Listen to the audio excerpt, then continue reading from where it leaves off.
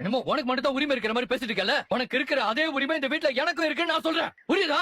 நௌரியா நான் உள்ள விடலாம் முடியாதுடா. என்னடா இப்ப என்ன நிலவு மாதிரி வேஷம் போடுறியா? அண்ணே விடுனே, அவர் போய் பேச ஏய் நீ சும்மாடா. கான்ட்ராக்ட் முடிஞ்சு போச்சு, பெட்டியை தூக்கி வெளியே போனே. என் கண்ணு முன்னாடியே இவன் சொன்னாடா, நான் பார்த்தேன். இப்ப அப்படியே அதெல்லாம் ஒண்ணும் தெரியாத மாதிரி கொண்டாடின்னு வந்து நிக்கிறான். இதெல்லாம் எதுக்கு நம்மளால புரிஞ்சுக்க முடியாதா? ஏய் என்னையா புரிஞ்சுக்கிட்ட? என்ன புரிஞ்சுக்கிட்ட? அவ்வளவு முட்டாளா நாங்க? அவர்கிட்ட நீ என்ன பேசிட்டு எங்களுக்கு தெரியாது. கான்ட்ராக்ட் முடிஞ்சதோ பிரச்சனை பண்ணாம நீ அமைதியா போயிடணும். உங்க அம்மா வீட்டுல கேட்டா ஏதாவது சொல்லி சமாளிச்சிருன்னு சொல்லி கமுக்கமா அனுப்பிடலாம் நினைச்சிருப்பேன். ஆனா கான்ட்ராக்ட் மட்டும் வெட்ட வெளிச்சமா தெரிஞ்சதும் போலீஸ் கம்ப்ளைண்ட் ஏதாவது கொடுத்துருவோமான்னு யோசிச்சு இப்ப பேரு கெட்டு போயிடக்கூடாதுன்னு அப்படியே காவிரி கூட சேர்ந்து வாழ விருப்பம் இருக்கிற மாதிரி டிராமா பண்ணிட்டு இருக்கியா? தாராளமா பண்ணிக்கோ. ஆனா இப்ப நான் என் பொண்டாட்டிக்கிட்டே பேசணும். பிரச்சனை பண்ணாம வழிய விடு.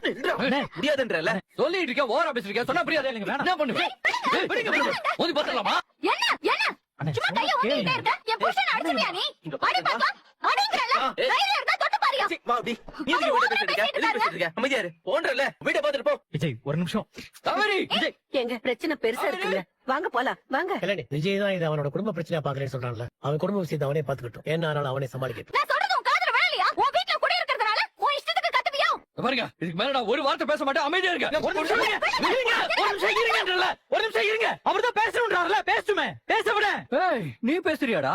நீ பேசுறியா? ஹலோ இவ்வளவு பிரச்சனைக்கு காரணமே நீதான்டா. ஹலோ ஹலோ ஹலோ, எல்லா தப்பையும் நீங்க பண்ணிட்டு ஏன் புருஷன் மேல பழி போடுறீங்க? என்னண்ணே இவரு?